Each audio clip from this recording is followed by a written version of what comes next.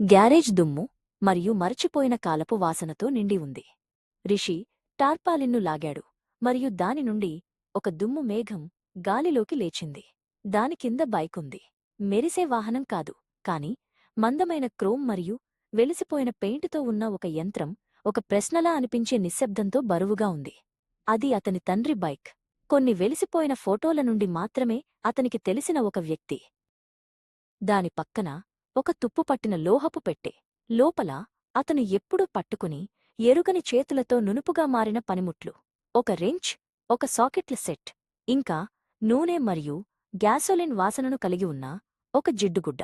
పైన అతని తండ్రి గొలుసుకట్టు చేతిరాతతో నిండిన ఒక తోలుతో కప్పబడిన జర్నల్ ఉంది. అది ఒక మాన్యువల్ కాదు, నిజంగా కాదు. అది కాలంతో సంభాషణ. రోజులు వారాలుగా గడిచిపోయాయి. గ్యారేజ్ అతనికి ఒక అభయారణ్యంలా మారింది. ప్రతి బిగుసుకుపోయిన బోల్ట్ ఒక చిక్కుముడి, ప్రతి పాడైన స్క్రూ ఒక శాపం. జర్నల్ అతనికి మార్గదర్శిగా మారింది. చలిలో ఇది మొండిగా ఉంటుంది. ఒక ఎంట్రీలో రాసి ఉంది, దాన్ని బుజ్జగించాలి, బలవంతం చేయకూడదు. రిషి బైక్ యొక్క క్లిక్లు మరియు మూలుగుల భాషను నేర్చుకున్నాడు, మరియు దానితో ఆ మాటలు రాసిన వ్యక్తి యొక్క సహనాన్ని కూడా. అప్పుడు ఒక సాయంత్రం అది జరిగింది. ఒక దగ్గు, ఒక తడబాటు, ఆపై గ్యారేజ్ యొక్క ఎముకలను కదిలించే ఒక గర్జన. అది ఒక పచ్చి, ధిక్కార శబ్దం, పునరుత్థానం పొందిన హృదయస్పందన. రిషి వెనక్కి నిలబడ్డాడు. చేతులు గ్రీజుతో నిండి ఉన్నాయి. అతని ముఖం మీద నెమ్మదిగా ఒక చిరునవ్వు వ్యాపించింది. నిశ్శబ్దం బద్దలైంది. మొదటి రైడ్ గజిబిజిగా ఉంది.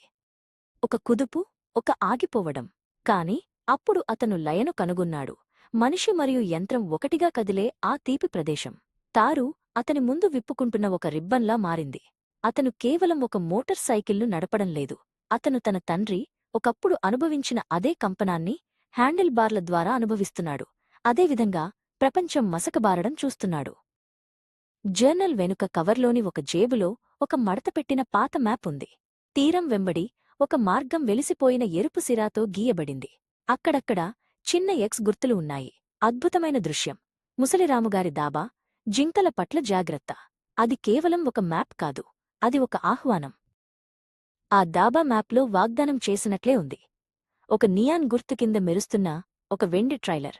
రిషి బైక్ను పార్క్ చేయగానే కౌంటర్ తుడుస్తున్న ఒక ముసలాయన తల ఎత్తి చూశాడు. అతని కళ్ళు బైక్పై స్థిరపడ్డాయి. 20 ఏళ్లుగా ఆ యంత్రాన్ని చూడలేదు.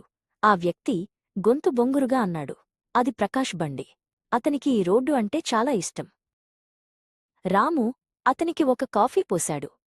మీ నాన్న, అతను చెప్పాడు, ఎప్పుడూ ఇక్కడ ఆగేవాడు.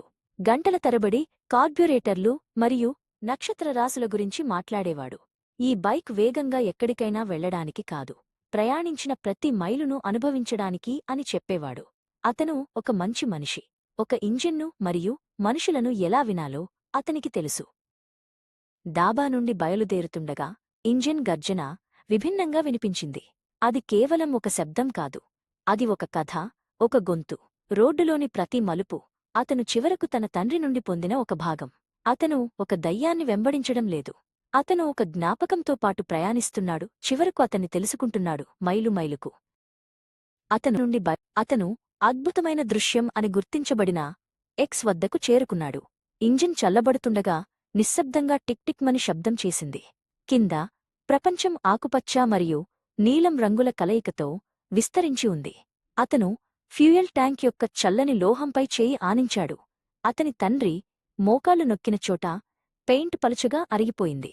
అతను కేవలం ఒక యంత్రాన్ని పునర్నిర్మించలేదు, అతను ఒక వారధిని పునర్నిర్మించాడు. మరియు ముందున్న మార్గం విశాలంగా ఉంది.